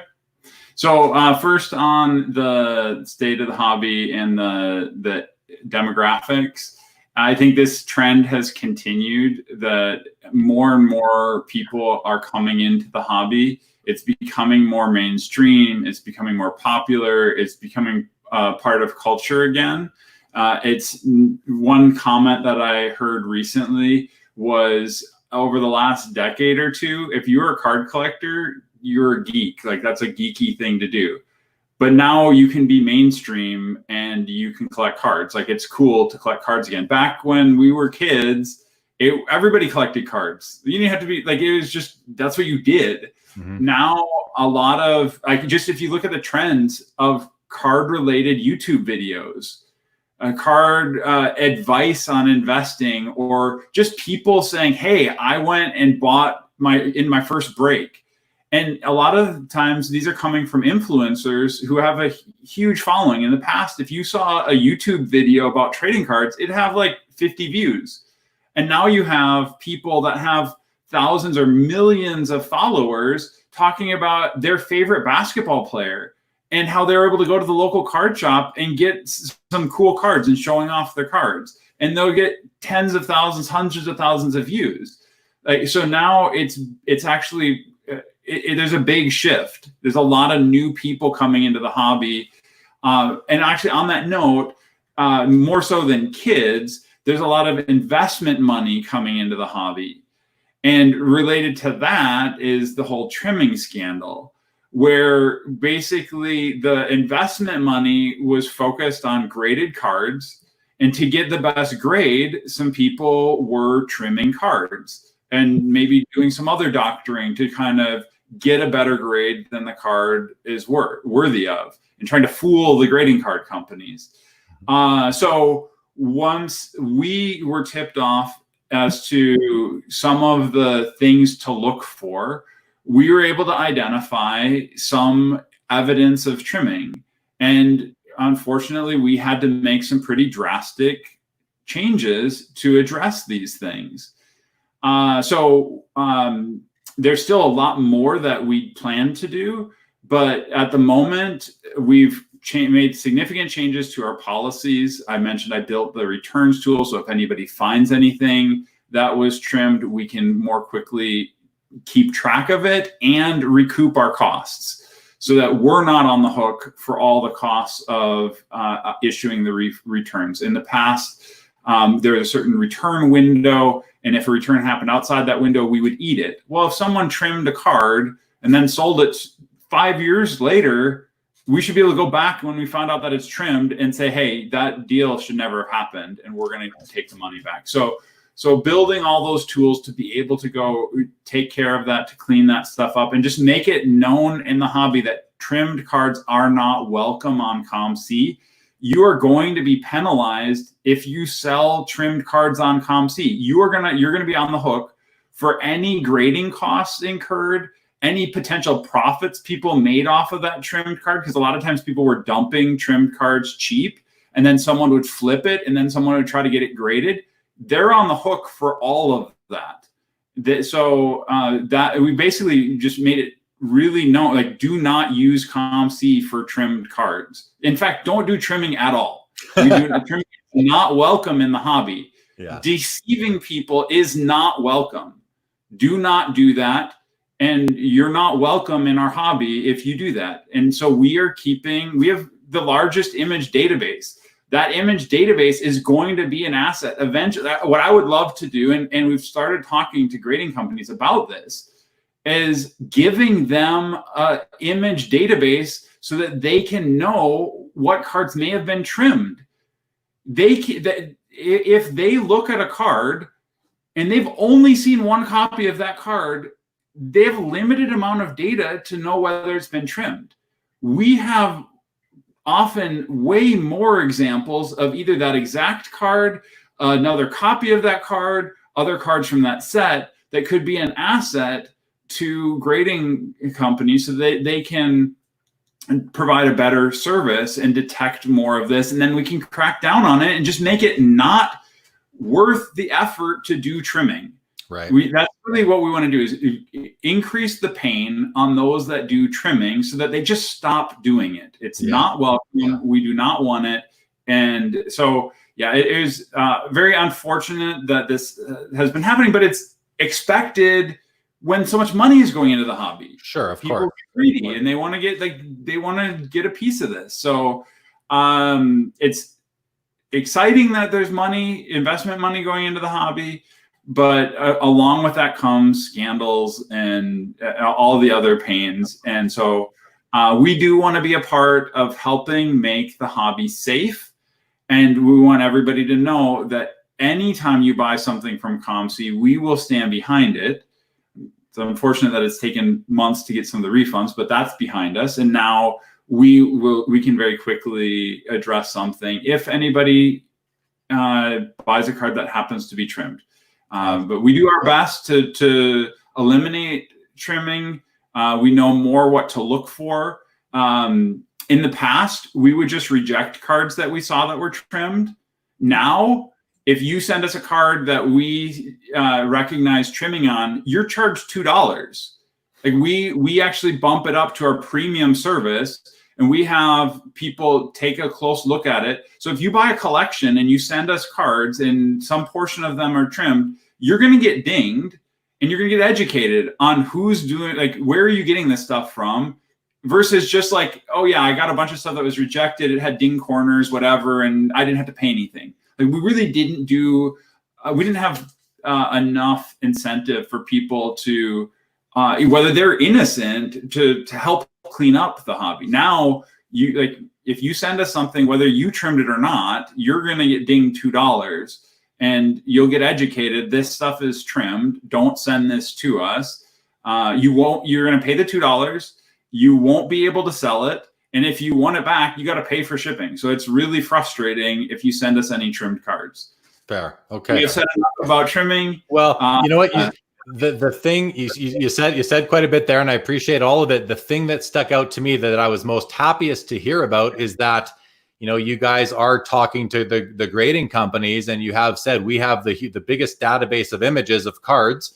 So if you feel, I don't know what you said to them or how those discussions are going, but I'd really like an update at some point down the road for everybody watching to know where is that going and how willing are the card companies to cooperate with you and really leverage off what you've already built so they don't need to build it themselves.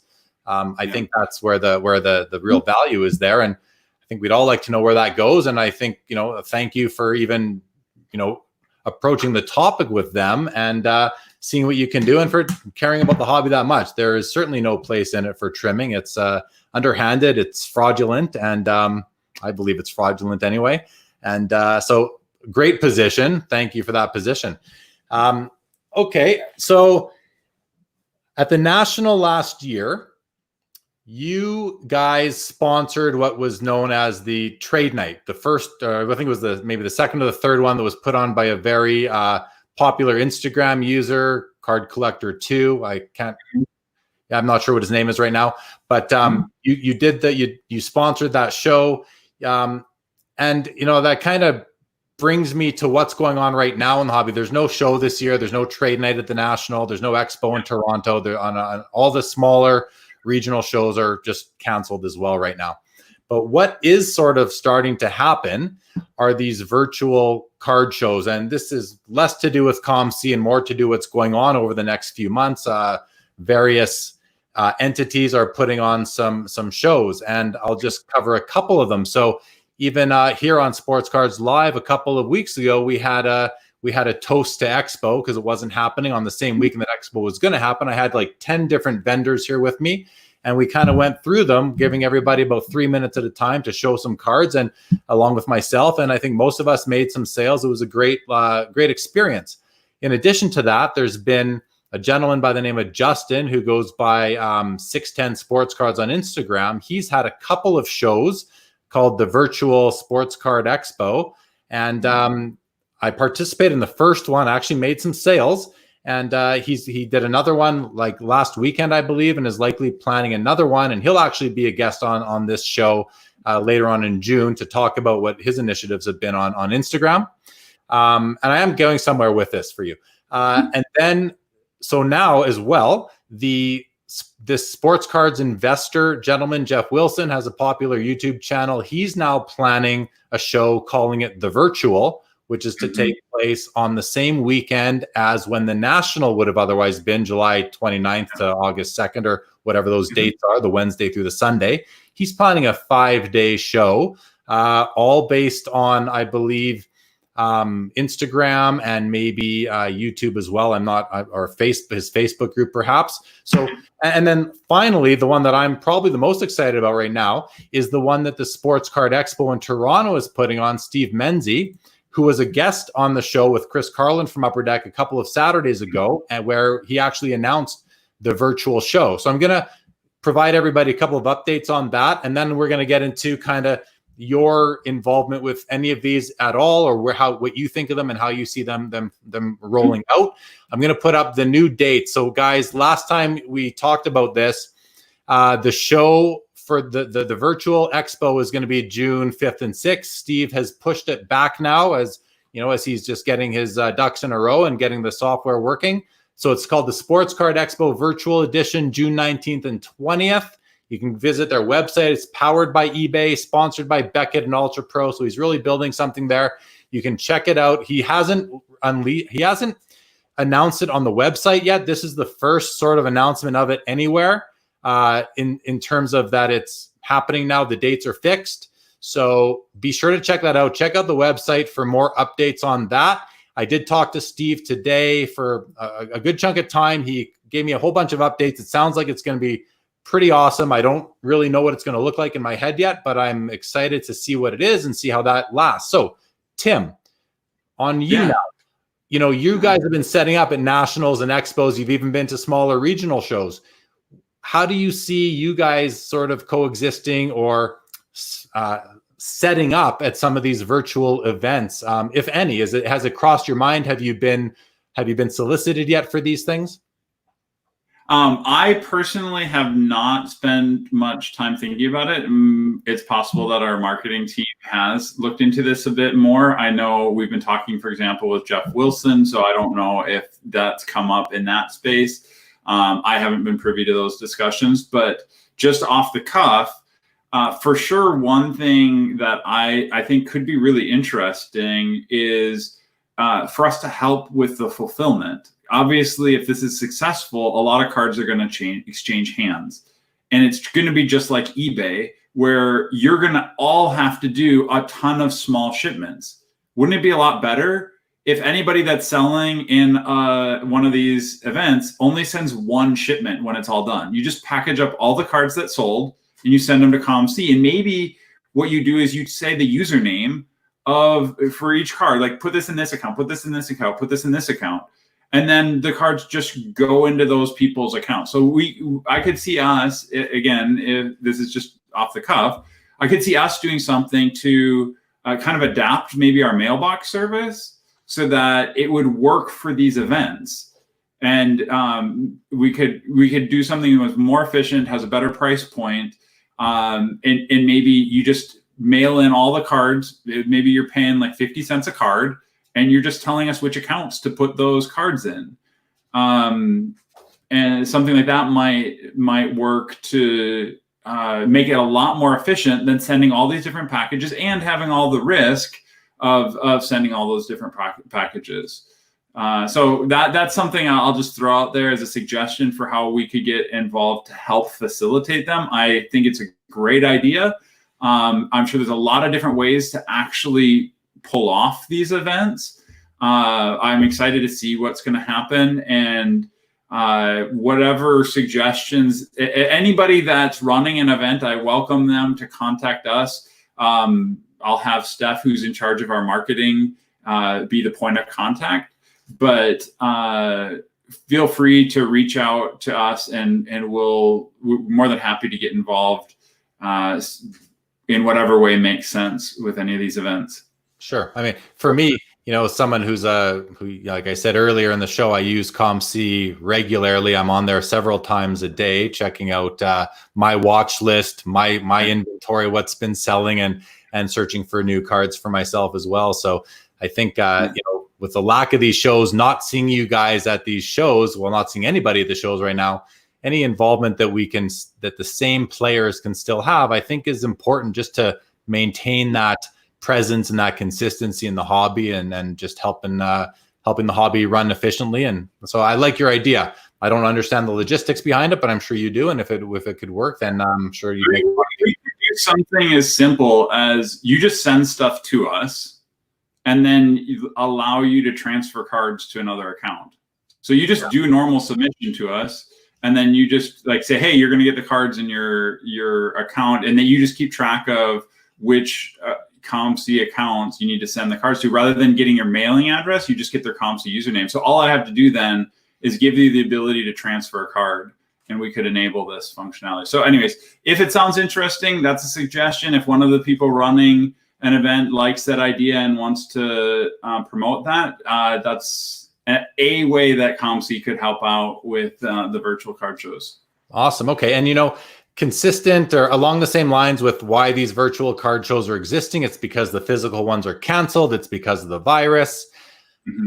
Here's a question for you, kind of going back to more COMC again. How has the social distancing, this whole new world we're in, how has that affected your customers' habits on the site? Yeah. So what I've seen is an increased flow of traffic and transactions. I've heard this anecdotally, and I think it's consistent with the data that's coming in. People have more time on their hands, and they're spending that time filling sets, looking for players. Because the market is so hot, they're looking for things to invest in. So they're just spending more time buying more things. A lot of it has to do with just getting time to hunt for things. Where in the past, maybe you only had a little bit of time, so you focus. Now I'm going to go dig through my closet and find this set that I was partially done with. Maybe put it in a binder, figure out the cards I'm missing, and then go to COMC and buy them. So I think there's been a lot of that. And just probably the hottest thing is people seeing the changes in the hobby and then hunting for deals. A good example of that is the increased popularity of inserts and parallels, especially of key players, Hall of Famers, future Hall of Famers. They've gone insane. And COMC has had a ton of those cards. So people have just gone through they bought them. Some people are flipping them, whatever. There's just been a lot of hunting for bargains and buying and selling and all that. Awesome. And that has been part of the strain on the servers. Is that like you talked about it earlier that, there's been some lag. Is that because of that as well? I mean, the increased traffic and the increased sales on the site has just taxed the server. We're doing, it's like 50% more sales than we did last year at this time. And honestly, unfortunately, the site was already close to capacity, and now we're getting, and it's not just like an average of 50. It's that we're getting these spikes. And it's weird because there's no sports. Usually it was, there'd be an event, like someone would get a no-hitter and we'd see a big push of like everybody trying to get that one card or that player's card. But now there's no sports, and we're just getting, I don't know if it's a influencer saying something on social media and then everybody jumping over, if there's just like waves of people spending more time on the site. I don't know exactly what's causing it, but we are just seeing like a significant increase, and with that is bigger spikes, longer spikes, rather than maybe just a little window because someone had some event. Now people are going to the site and spending many hours because they're stuck at home. It was before, I'm going to just hop on quick and buy a couple cards. Now it's, I'm going down the rabbit trail and I'm going to go find all theyese different things, and they're spending more time and buying up more stuff. And every time there's price changes, every time there's purchases, it's asking the server to do extra work. And we've just started to hit some of the limits, and that's why I'm going to be I have spent so much time, and I will be spending so much more time on optimizing the server and giving it more capacity and all that. Awesome. Just facilitate more growth as you go. Guys watching, to the viewers, I've lost track of a lot of the comments that have come through. I can sort of see them scrolling by, so I do apologize. I don't know that I'm going to get back up to many of them that I missed. So sincere apologies to everybody on that. I have a question though for you, Tim. Another one that we spoke about last night that I hope others find interesting. In terms of measuring the success of COMC, I mean, besides just the bottom line of your net income on the P&L every reporting period every year, how do you actually measure your performance? Like, what metrics do you guys use to measure the trends in the hobby, the success of the business, even to measure any seasonality swings in volume? What do you guys look to? So there's some obvious ones, like the amount of money that exchanges hands, like how much transactions people are doing, the number of cards that exchange hands, and then the number of cards that we actually ship. Like what are we fulfilling and what are we ultimately giving to people? For me, probably the last metric is the most important metric. That's a symbol of the health of the hobby. If people actually want the cards and they're taking possession of them and they're paying us to get those cards, that's very, very healthy. Also, close behind that is the number of cards that actually exchange hands. To me, every time a sale happens, we're making a buyer happy and a seller happy. And we want to do that as many times as we can. Yes, if it's a bigger dollar thing, maybe they're a little more happy, but often you're happy when you get that card for $1 or $2. So every time we can give you a sale, that is an evidence that we're helping bring enjoyment to your life, bringing happiness to you. That's what you're paying us for, is so that you can enjoy this hobby. So I was interesting. I looked up some numbers. You asked last night how many cards sold in 2019. So I actually today ran across this little thing. You may have even gotten one of these back when you first started using COMC. Yeah. This was actually from right around the time that you met us. It has stats like a trading card, and it has how many cards sold. So this is for the first 5 years of COMC.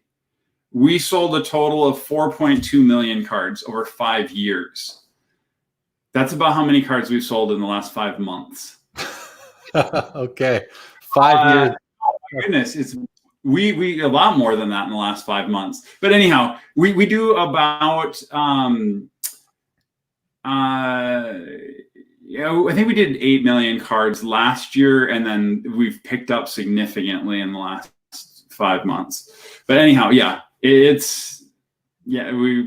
doing a lot of business, and people are enjoying the site a lot. Well, I'm one of those customers who I don't do really any flipping. I just pick the cards I want and I take shipment of them. And COMC mail days are among my favorites because it's because of the kinds of cards that I get on there. You mentioned inserts and parallels earlier, and I've taken quite a strong liking to those types of cards in the past 2 years. And I think it was yesterday morning, I snapped up a bunch of essential credentials from 2012 Fleer Retro Hockey that the seller had discounted like 55%. They were on my watch list. All of a sudden, they were so much cheaper. Snapped them up, all of them, And I love when they come in because you get a bigger package. It's not one card or 2 cards at a time from the same seller. It's however many cards it is, 15 to 100 for me, from many different sellers coming in at one time. And then you get to, as I call it, process them into my collection, or if they're to move, and process them into my inventory. Similar to what you do when you receive cards, you have to process them in as well. So, okay, awesome. I'm going to run through a few of the comments because right here, Ziggy says that he's got a great idea. Seller can give coupons to buy on COMC accounts during these virtual shows. Maybe an idea for your marketing staff there, but he followed up to hear that he's glad to hear COMC will support. And then he said to watch out for his email, Tim, from, I don't know if Ziggy knows Break's real name, but that's that. Brett says, is it me or have the 2 hours flown by again? Brett, I said to Tim last night, it goes by so fast, these shows. I mean, we're at an hour 56 right now, and I feel like we could go for another hour. I try to keep it as close to 2 hours as I can, so we'll see how much further we get. Al finished a set from 95, 96. He's one of these guys that was chipping away at sets as you were going. And these questions are already from about 15 minutes ago. So I'm definitely behind on the comments. I apologize to everyone for that. Then the last comment right now is, will there ever be trading? I'll throw this one up. Will there ever be trading on COMC? It's from Michael. Or better yet, can you leverage the relationship with Upper Deck to allow for COMC cards to be traded on the Upper Deck trading tool on ePack? Can you address that, Tim? I've gotten that suggestion before, and I am not opposed to it. Kind of the best idea that someone pitched was, today you can make an offer and it's just dollars that are going back and forth. But what if you could tell someone, here's the cards I'm interested in, and then they could reply with like, here's cards that you have that I want, and let's negotiate either part trade and part cash or whatever. And so I think we could do something that could pretty easily facilitate trading on COMC. I'm not opposed to doing some reverse integration with Upper Deck ePack and allowing people to use the ePack platform to trade cards as well. So I'm open to it. We'll see how it fits. It's not, unfortunately, really high on our priority list. There's a lot of other things I've mentioned that are going to get attention before that. Yeah. But it's not too unlikely that it'll happen. I won't say in the near future, but it'll happen at some point. People will hold you to it if you say it. And so I'm just happy to know that it's in your head. It's something that you have on the list, but unfortunately with other backlogs in shipping and processing, it's not going to get the resources that would need to roll it out quickly. But I'm relieved to hear that. That's something that I wasn't aware of. So excited to see how that looks. Someone I can say to somebody, I'm interested in these cards. Here's my port. Go check off the cards you need in return, and then you can go back and forth. That would be a lot of fun, actually. So I look forward to that. Hopefully it ends up being a really fun way to transact. So yeah. Okay. John loves COMC. Awesome, John. Thanks for throwing that up there. That's always nice to hear, right, Tim? Uh-huh. Okay, man. Well, listen, this has been awesome. We're at the 2-hour mark. So unless there's any last comments that come in here, I'm just going to remind everybody of what's coming up. So Wednesday, Stefan Perot is going to give us a perspective from a guy who's in his early 20s and what he's doing in the hobby to carve out a niche. It's pretty awesome, actually. Should be interesting. That'll be a collector's perspective episode, which I do on Wednesdays. Saturdays are the industry insider episodes. And the next one is going to be this next week today with Brian Price, Dr. Brian Price, the owner of President's Choice Trading Cards, former owner of In the Game Trading Cards, former owner of Famous Fabrics, has worked with Upper Deck, ProSet, Donruss, Parkhurst. So the guy's been around a long time. He's a collector. That will be really interesting. I'm just going to throw up right now on the banner at the bottom, guys. Tim mentioned there's over 21 million cards for sale on comc.com right now. So if you haven't been there yet and you've lasted this long in the episode, go check it out. There's always awesome cards on there. I tend to buy several a week just as it goes. So yeah, I think that'll wrap it up. Couple more stragglers. Sorry. Tim, what was your favorite civilization on Age of Empires? Oh man, it's been so many years. I don't remember off the top of my head. Okay, then let's roll to the next thing because there are a couple more. Any chance of a price filter on COMC? We've talked about doing a price filter and really adding a variety of other search options. So we maybe. Yeah, I'll see how that fits in our priority list, but it's definitely on our list. Very likely we will not do just little few changes. We'll probably add a bunch of changes to how you can sort and filter when we do that. And this would definitely be one of those when we do add that support. Yeah, and that's great. I'm glad Steve asked that because that's something that I've actually desired on my COMC experience. So I'd love to see something like that. Scott, maybe to finish us off, thanks for the great show tonight. Thank you, Scott. Tim was great to take on the tough questions. Yeah, I think we need to really give Tim a shout out for that. I did let him know before we came on that there were some tough questions out there. And this is a great platform for industry insiders to approach those or to respond to those tough questions. So, Tim, on behalf of all of the viewers of Sports Cards Live and all the hobbyists out there, thank you for your willingness to discuss those tougher issues. I know it's not always easy. And as I've said to you in the last few days, like every company has their critics out there and everybody thinks they know what all the answers are. And unfortunately, a lot of people just don't understand the logistics that underlie what needs to be done and managing resources and all that. So I think you gave really great explanations about, sort of how the business is run, how you guys are juggling your priorities. You're putting the resources on the things that are the top priorities. And I know that I trust that how you are prioritizing is probably the best way to prioritize for the hobby. So thank you for that. Thank you for all the straggling comments coming in, everybody. I see them all. Basically, they're all great shows and thanking us, Tim. So thanks. Thank you, Tim. Thank you, everybody, for watching. And don't forget, tune in Wednesday and next Saturday. And we'll see everybody again later. This was the 11th episode of Sports Cards Live. I can't believe it. And I'm looking forward to getting to 20, 30, 40 and keeping on going. So thanks, everybody, for watching. Thanks again, Tim. We'll see you all on Wednesday. Thank you, Jeremy.